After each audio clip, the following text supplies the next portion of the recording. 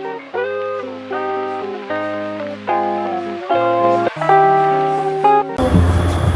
pergi. Kau sini kata. Awak dah kemaskan bilik. Sama-sama.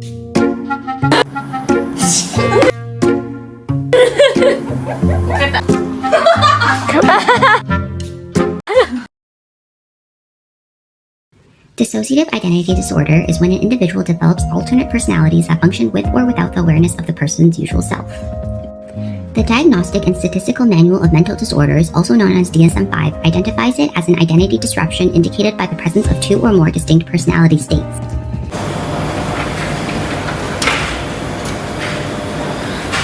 Uish, panas betul duduk kat kampung ni. Penatlah hidup sebagai model ni. Mak, ni Mother's Day gift untuk Mak. Ni Mercedes tau. Wow. Lepas tu Mak lihat, you ada juga. Yang ni Happy Mother's Day. Ni kereta BMW. Oops, hampir lupa. Tapi Husna tak payahlah. Husna ni kerja sendiri. Tak payah bagi kat Husna ni. Dari dulu menghabiskan beras kat rumah je. Tengok kakak kau ni. Cantik, pandai. Kau? Ratu, asyik duduk dengan mesin jahit buruk kau tu je sampai you nak percaya. Jomlah you, mau dah kemaskan bilik untuk you. Mak tu daripada kecil lagi tak habis habiskan kakak je. Dia ingat aku ni apa? Mentang-mentang lah aku diam. Habis tu kau nak aku tolong kau ke? Aku boleh je tolong kau. Kau ni siapa? Hei, kenapa kau boleh hadir depan aku sekarang ni? Kenapa kau boleh ada dalam cermin ni? Aku Hana. Alah, kau ni tak payah terkejut sangat lah. Kau tak ingat kot, engkau yang cipta aku. Sebab apa? Sebab kau berdendam sangat dengan kakak engkau tu. Tapi kau tak mampu balas kan? Jadi kau ciptalah aku. Aku tak gila kan? Aku tak gila kan? Kenapa aku boleh tengok kau? Diamlah kau ni, bising lah. Kau jangan risau. Aku akan tolong engkau tak kira apa pun jadi. Aku akan tolong hancurkan hidup kakak engkau.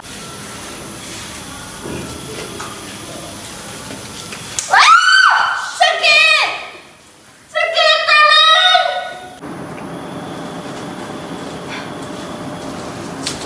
Hai kakak. Kesian lah tengok kakak sekarang ni. Nak tahu satu benda tak? Orang yang simbah asid dekat muka kau hari tu, aku. Aku yang simbah dekat muka kau. Kau tahu tak sebab apa? Sebab aku benci lah tengok muka kau ni. Aku dah lama dah tak sukakan kau. Hari tu aku dengar macam rumah kau kena rompak. Kau nak tahu tak siapa yang buat? Aku yang upah orang untuk rompak rumah kau. Kereta kau dah tak ada kan? Barang kemas kau dah tak ada kan? Kau dah tak ada apa dah kan sekarang ni? Memang aku yang buat sebab aku suka tengok kau sengsara. Sekarang ni kau dah tak ada harta. Dengan muka kau yang macam ni, kau dah tak boleh kerja jadi model. Tak ada siapa nak ambil kau. Kau tu dah tak ada apa-apa dah, kau tahu tak? Kau ni siapa? Adik aku takkan buat sampai tahap macam ni lah. Kak, Husna tak ada niat pun nak buat sampai macam ni, Kak. Bukan Husna yang buat, Kak. Tu Hana, Kak. Kak, Husna tak nak buat pun tu salah Hana, Kak. Eating disorders are about more than food. They're complex mental health conditions that affect a person's sense of worth and self-esteem and can take a serious toll on his or her physical health. Anorexia nervosa often go to great lengths to maintain a low body weight, often by drastically limiting how much they eat or by exercising to excess. Their perception of themselves is often skewed, so they may feel overweight even when they're not. Kurusnya badan you. Tak adalah, you pun lebih kurang je. Macam nak dapat badan yang kurus macam you? I pun tak tahulah. I memang macam ni. I dah makan banyak. Tapi tak tahu kenapa kurus. I pun nak badan macam berisi. As a 18 years old girl, I was always insecure about how I look. I would tell myself constantly that I had to lose weight because no one would want to be friends with someone who looked like me. It slowly became a habit, and every day I would stare at my body and check my weight and count the calories that I ate. Oh, Bye-bye.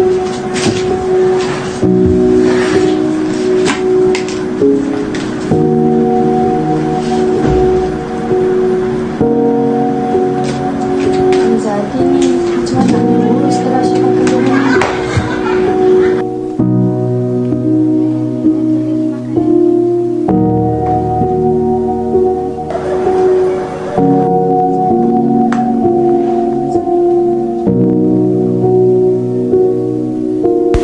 I always feel guilty every time I want to eat because I'm afraid that I will gain weight, so I refuse to eat.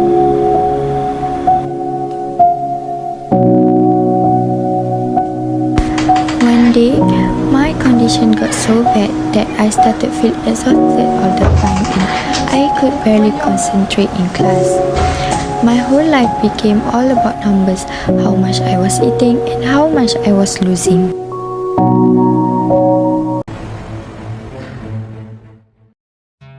Post-traumatic stress disorder, or PTSD for short, is a mental health condition. PTSD is a common mental health condition in Canada. Military personnel, first responders, doctors, and nurses experience higher rates of PTSD, but PTSD can affect anyone who has experienced a trauma. When frightening situations happen, people can react in many different ways. They might feel nervous, have a hard time sleeping, or go over and over the details of the situation in their mind. These thoughts or experiences are a natural reaction. They usually fade over time, and the people involved can go back to their daily lives. Post-traumatic stress, therefore, is a natural reaction in a normal person to an abnormal event. PTSD causes disturbing symptoms such as re-experiencing the traumatic event, having vivid nightmares, flashbacks, or sudden thoughts about the event that seem to come from nowhere. PTSD is not a sign of weakness, but merely your brain telling you that something is not right.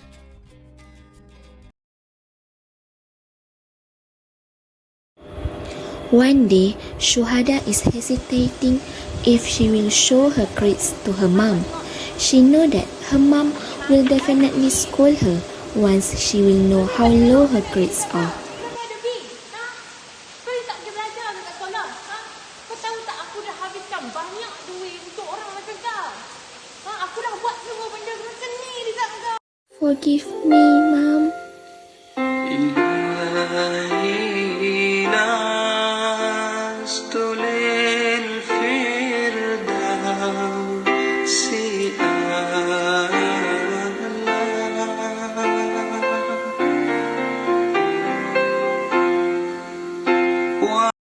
Whenever examination is coming, my stress and anxiety will keep increasing. I am afraid that my result will only making my mother angry and she will beat me later. So, I force myself to do well in exam, so my mom will love me again. Things getting more serious whenever I keep on remember the detail of the situation in my sleeping.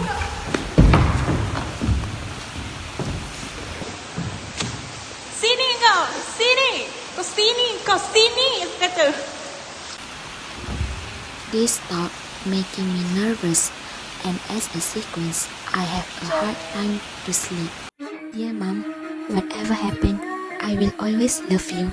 So, please love me back. That's all I ask from you.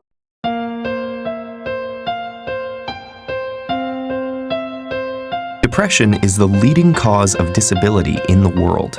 In the United States, close to 10% of adults struggle with depression. But because it's a mental illness, it can be a lot harder to understand than, say, high cholesterol. One major source of confusion is the difference between having depression and just feeling depressed. Clinical depression is different. It's a medical disorder, and it won't go away just because you want it to. It lingers for at least 2 consecutive weeks and significantly interferes with one's ability to work, play, or love. Depression can have a lot of different symptoms: a low mood, loss of interest in things you normally enjoy, changes in appetite, feeling worthless or excessively guilty, sleeping either too much or too little, poor concentration, restlessness or slowness, loss of energy, or recurrent thoughts of suicide. As the video is only explaining about the symptoms theoretically, here are some acting clips of the symptoms that might happen to a patient suffering from depression in real life.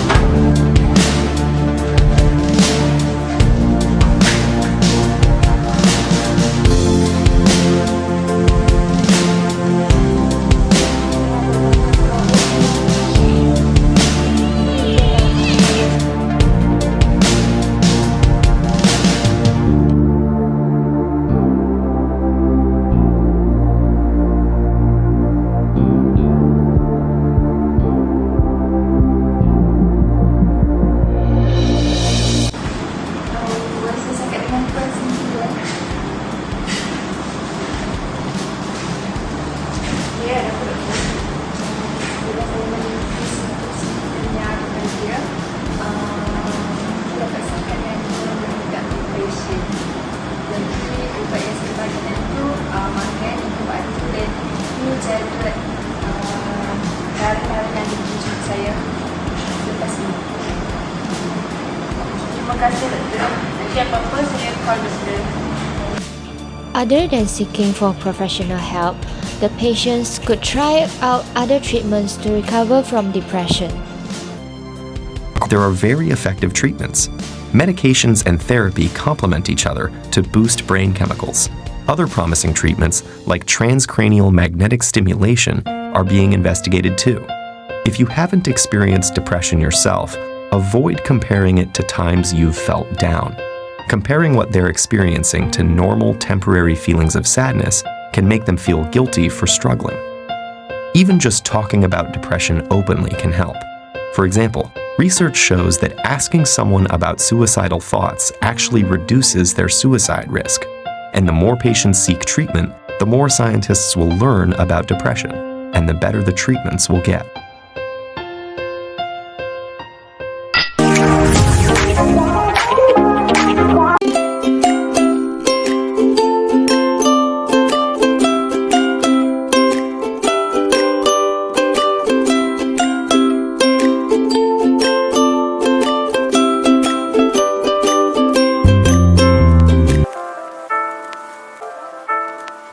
Husna ajak keluar lah.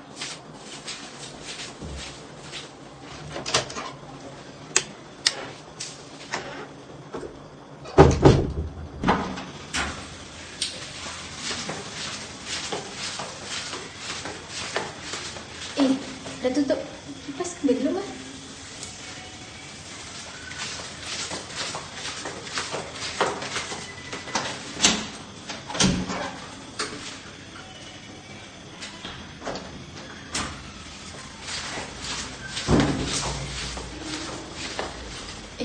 Tadi dah kunci bilik kau belum kan? Penat lah.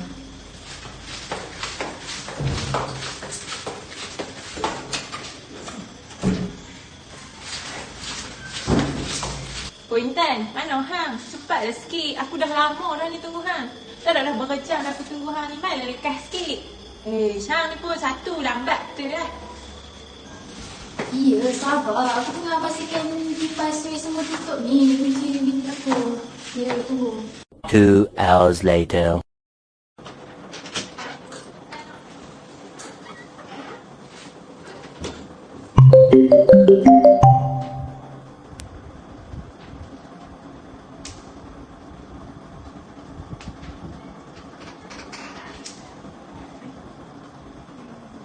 Haish, bersepahnya. Penatlah.